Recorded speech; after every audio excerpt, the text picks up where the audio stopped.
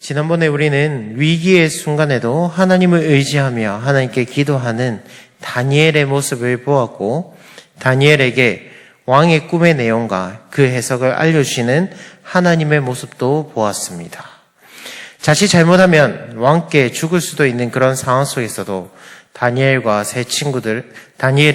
세 친구들과 함께 하나님께 기도하기에 힘썼고, 살아계신 하나님께서 역사해 주시기를 소망하면서 기도했습니다. 그래서 다니엘과 세 친구들의 기도에 응답하신 하나님께서 다니엘에게 은밀한 환상으로 느부갓네살의 꿈을 보여주셨고, 그것을 해석할 수 있도록 지혜를 허락하여 주셨습니다. 오늘 본문은 하나님께서 주신 그 지혜로 말미암아 왕의 꿈을 내용과 그 해석까지 알게 된 다니엘이 느부갓네살 왕 앞에 서게 되는 장면입니다. 왕 앞에서 왕의 꿈의 내용을 먼저 말하고 그 해석을 해주는 장면이 오늘 본문의 내용이지요. 오늘 본문을 함께 살펴보면서 우리에게 교훈하시는 하나님의 내용이 무엇인지 함께 살펴보도록 하겠습니다. 첫 번째로 우리가 함께 살펴보아야 할 것은, 다니엘은 느부갓네살 왕 앞에서 자신에게 지혜를 준 하나님을 높이고 있습니다. 오늘 본문 27절과 28절을 함께 읽어보도록 하겠습니다. 시작.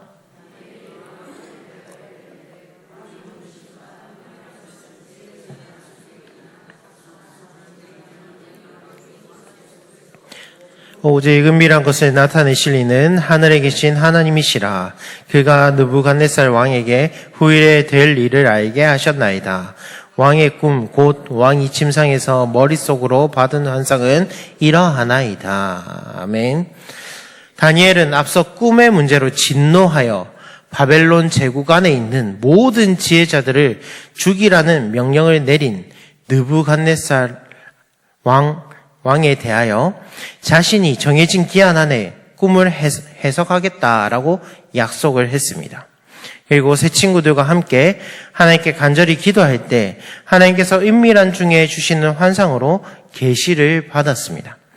그 후에 느부갓네살 왕을 만나기 위해서 근위대장 아리옥에게 왕을 만날 수 있도록 해달라고 요청합니다. 그러면서 25절은 아리엘이 다니엘을 왕 앞으로 인도하는 내용을 보여주고 있습니다. 그리고 26절에서 느부갓네살은 다니엘에게 내 꿈의 내용과 그 해석을 나에게 알려줄 수 있느냐라고 물어봅니다. 분명히 아리엘이 왕에게 다니엘이 그 꿈의 내용과 해석을 알려줄 수 있다라고 보고했지만 왕은 그 사실을 믿지 않고 의심했습니다. 왜냐하면 바벨론 제국 내의 모든 박수와 술객과 점쟁이들과 술사들이 다 불가한 것이다, 해석할 수 없습니다 라고 단언했으며, 느부갓네살 자신조차 확실히 알 수 없으며 그 꿈에 대한 어떠한 단서도 주지 않았기 때문에 꿈의 내용조차 알 수 없을 것이라 생각했기 때문입니다. 그렇게 생각했는데 자신이 정복하고 파괴한 유다의 포로민인 다니엘이 그 꿈의 내용을 말하고 해석까지 한다고 했을 때 매우 놀랐을 것입니다. 다른 사람들은 결코 하지 못한 그 꿈의 해석을 과연 내가 할 수 있겠냐라는 강한 의심과 강한 기대 모두 표현하고 있는 표현이 바로 26절에서 나타나고 있는 느부갓네살의 물음이지요. 그에 대해서 다니엘은 우리가 읽었듯이 27절, 28절에 아주 확신을 가지고 느부갓네살에게 대답합니다. 다니엘은 왕의 꿈 자체와 그 해석이 누구에게로부터 온 것인지 명확하게 밝힙니다. 다니엘은 왕이 꾼 그 꿈이 바벨론 제국 내에 있는 모든 지혜자들, 즉 술객이나 박수나 점쟁이들이 전혀 알 수 있는 것이 아니다라고 설명합니다. 왜냐하면 이 은밀한 꿈을 왕에게 꾸게 하신 이가 바로 하나님이시기 때문에 바벨론 안의 모든 지혜로운 자들이 절대 풀 수 없는 것이다라고 설명하고 있습니다. 심지어는 다니엘 자신도 자신의 힘으로는 이 꿈을 해석해 줄 수 없을 것이다라고 설명합니다. 그러면서 모든 사람이 꿈의 내용도 알 수 없고 해석할 수 없음을 밝히면서 오직 자신이 섬기는 이스라엘의 하나님만이 그 모든 것을 확실하게 알려줄 수 있는 분이심을 고백하고 있습니다. 다니엘은 이 사실을 분명하게 강조함으로 이후 자신이 제시하는 꿈의 내용과 그에 대한 해석이 자신에게서 나온 것이 아니라 오직 하나님에게서 나온 것임을 느부갓네살에게 분명하게 각인시키고 있는 것입니다. 그러면서 오직 살아계신 하나님만이 참된 신이요 다른 신은 없음을 강조하고 있는 것입니다. 사랑하는 성도 여러분, 바벨론 제국 내에는 많은 신들이 있습니다. 바벨론 제국이 섬기는 신들이 있었고 또 자신들이 정복한 땅의 주민들이 믿는 신들이 있었습니다. 여기서 다니엘은 바벨론의 신들과 다른 이방 우상들을 모두 부정하는 말을 오늘 본문에서 하고 있는 것입니다. 다른 모든 신들은 다 죽었으며 헛된 신이며 오직 여호와 하나님만이 참된 신이심을 오늘 본문을 통해서 다니엘은 고백하고 있는 것입니다. 사랑하는 성도 여러분, 지금 다니엘이 서 있는 곳이 어디입니까? 바로 왕 앞입니다. 그런데 왕이 믿는 신을 부정하고 생전에 들어보지 못했던 이스라엘의 신이 자신에게 꿈을 줬다라고 말하면 어떻게 해야 될까요? 느부갓네살 왕처럼 반응하는 것이 어쩌면 당연합니다. 자신이 믿고 있던 신도 자신의 꿈을 어떻게 해주지 못하는데 자신이 정복한 땅에 있는 신이 뭐 어떻게 해주겠냐라는 마음이 가득했을 것입니다. 다니엘은 그러든가 말든가 하면서 자신에게 왕의 꿈의 내용과 해석을 알려준 이는 오직 살아계신 하나님이시다라고 고백하고 있습니다. 이를 하늘에 계신 하나님이라고 표현하면서 하나님을 높이고 있지요. 하나님께서는 바벨론 사람들이 섬기는 여러 신들과 비교되지 않을 만큼 위대하신 분이십니다. 다니엘은 이 바벨론의 왕 느부갓네살 앞에서 위대하신 하나님을 높이기 위해서 하늘에 계신 하나님이라는 표현을 사용한 것입니다. 다니엘은 이 같은 호칭을 통해서 하나님의 참 백성으로서 하나님께 대하여 인정할 수 있는 모든 말을 다 했습니다. 사랑하는 성도 여러분, 우리도 다니엘과 같이 우리의 삶에서 하나님을 높이며 살아가야 합니다. 우리가 살아가는 순간순간마다 여호와 하나님께서 우리의 삶을 인도해 주시고 역사해 주심을 우리가 굳게 믿고 하나님을 모르는 자들에게 하나님의 위대하심을 증거해야 합니다. 하나님을 높이고 하나님을 증거하는 방법은 결국 우리가 예수 그리스도의 십자가의 복음을 전하는 방법밖에는 없습니다. 우리를 위해서 이 땅에 오셨고 우리의 죄를 대신 짊어지시고 십자가에 달려 죽으신 예수님의 그 사랑, 예수님을 이 땅에 보내주셔서 우리를 죄에서 건지시고 영원한 하나님 나라로 인도하시는 그 하나님의 사랑을 전하는 방법밖에 없다라는 것입니다. 그래서 우리는 그 위대하신 하나님의 사랑을 높이기 위해서 복음을 우리의 삶 속에서 전하기에 힘써야 합니다. 하나님의 사랑을 믿지 않는 자들에게 증거하는 방법은 오직 복음을 전하는 것, 전도하는 것 밖에는 없습니다. 다니엘과 같이 하나님을 높이는 삶, 특별히 주의 복음을 전하는 것에 앞장서는 우리 성도 여러분들이 되시기를 주님의 이름으로 축복합니다. 두 번째로 우리가 살펴볼 내용은 세상 나라는 영원하지 않다라는 것입니다. 오늘 본문에서 다니엘은 느부갓네살이 꾼 꿈의 내용을 명확하게 설명해주고 있습니다. 그 내용 속에서 바벨론의 멸망이 등장하므로 세상 나라가 영원하지 않음을 우리가 알 수 있는 것입니다.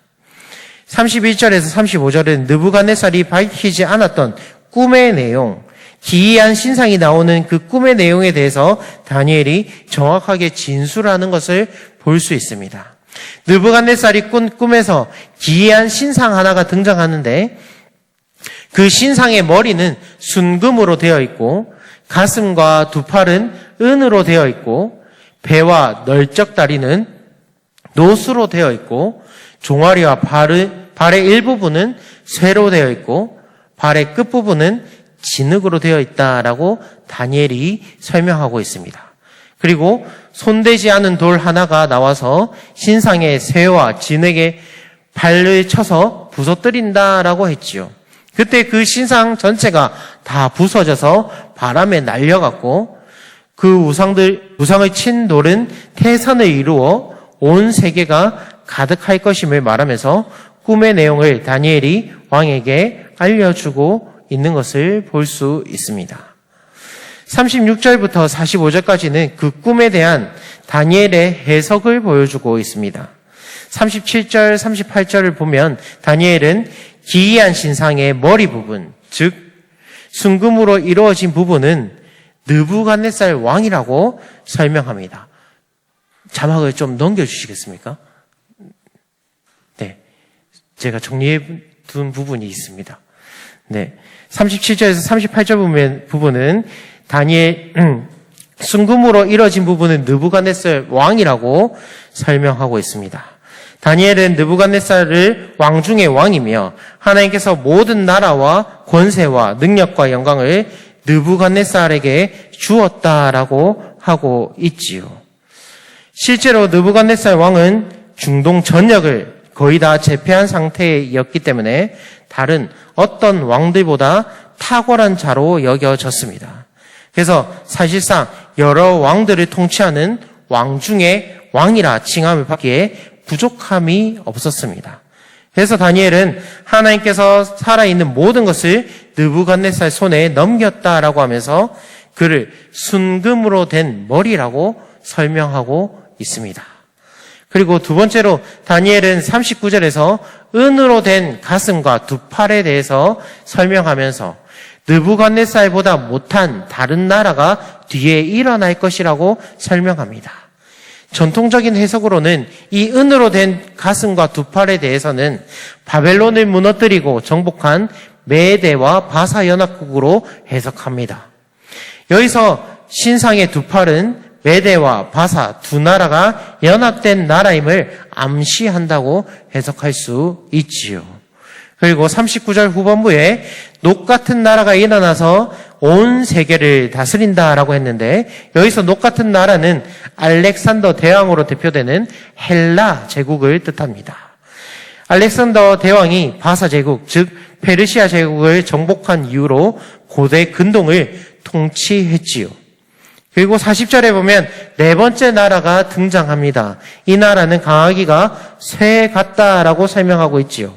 여기서 이 네 번째 나라는 로마 제국을 지칭합니다.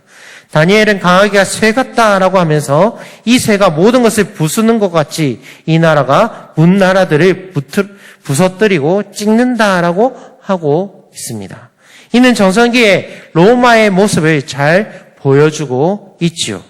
로마 제국의 최전성기의 영토는 온 지중해와 유럽을 장악했고 아시아까지 진출한 막강한 모습을 보여주었기에 마치 새와 같다라고 설명하고 있는 것입니다. 근데 이러한 강력한 나라가 41절에 보면 그 나라가 나눌 것이며 라고 설명합니다.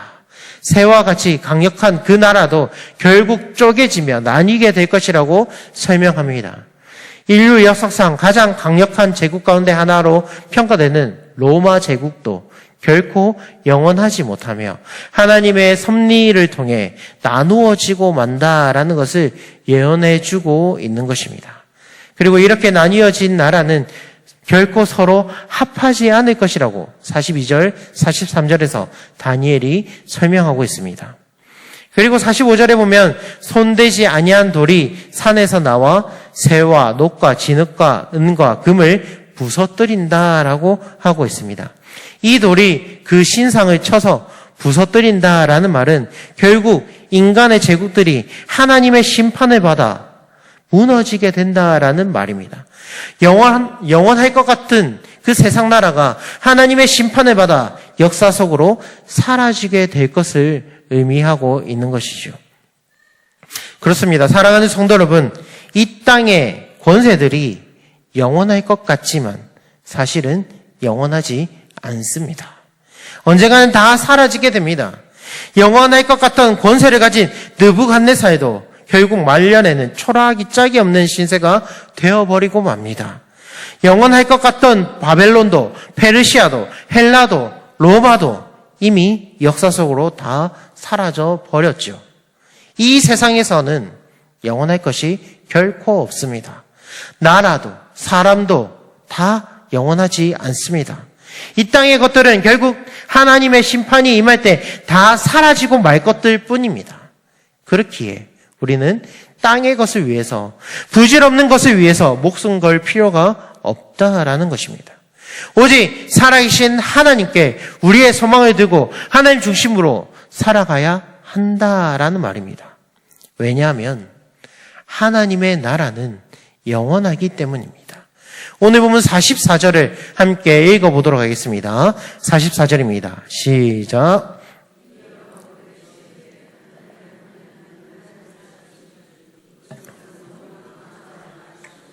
그 국권이 다른 백성에게로 돌아가지도 아니할 것이요 도리어 이 모든 나라를 쳐서 멸망시키고 영원히 설 것이라.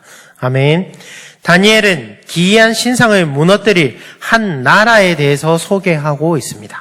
그 나라는 하늘에 하나님께서 세우실 나라인데 이 나라는 영원히 망하지도 않을 것이고 다른 모든 나라들을 쳐서 멸망시킬 것이고 영원히 설 것이라고 설명하고 있습니다.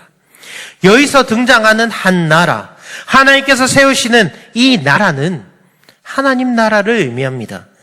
중요한 것은 세상의 그 강력한 나라도 결국 다 역사 속으로 사라지고 영원하지 않는 것에 반해 이 하나님 나라는 사라지지도 않고 영원히 존재한다라는 것입니다. 이 하나님 나라를 위협할 세력도 없고 도리어 하나님 나라에 맞서는 나라들은 다 멸망할 것이며 하나님의 나라는 우뚝 서게 될 것이라고 다니엘은 설명하고 있습니다.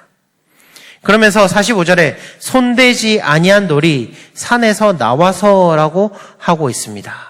여기서 손대지 아니한 돌은 예수 그리스도를 의미한다라고 보는 이제 학자가 많습니다.